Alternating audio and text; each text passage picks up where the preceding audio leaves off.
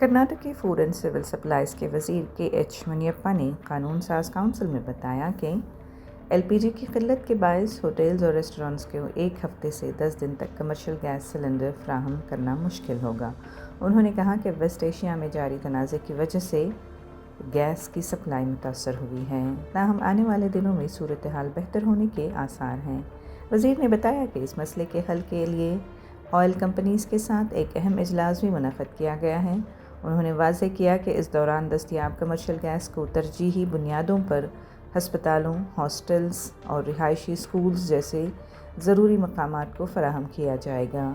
منیپا نے ہوٹل مالکان کو مشورہ دیا ہے کہ وہ متبادل ذرائع جیسے الیکٹرک چولہے استعمال کریں اور آئندہ 1 ہفتے یا 10 دن کے لیے محدود مقدار میں کھانے تیار کریں۔ انہوں نے بتایا کہ مشرق وسطیٰ سے گیس کے 2 جہاز پہنچ چکے ہیں، جبکہ مزید 10 سے 12 جہاز آنے کی توقع ہے۔ ساتھ ہی ضلع ڈپٹی کمشنرز کو ہدایت دی گئی ہے کہ وہ ضروری اشیاء ایکٹ کے تحت گیس کی بلیک مارکیٹنگ کرنے والوں کے خلاف سخت کارروائی کریں۔ بامبے ہائی کورٹ کے ناگپور بینچ نے گھریلو LPG کی قلت کے معاملے پر مرکزی حکومت، ministry of petroleum and confidence اور natural gas petroleum India limited کو نوٹس جاری کیا ہے۔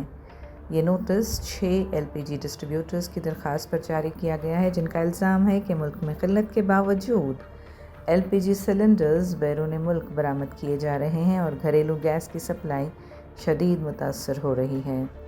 سماعت کے دوران جسٹس انل S کلور اور جسٹس راج D وکوڈے نے اس معاملے کو انتہائی سنگین اور اہم قرار دیا۔ عدالت نے ہدایت دی ہے کہ گھریلو LPG سلنڈرز کی ذخیرہ اندوزی اور سپلائی حکومت کی پالیسی کے مطابق سختی سے کی جائے۔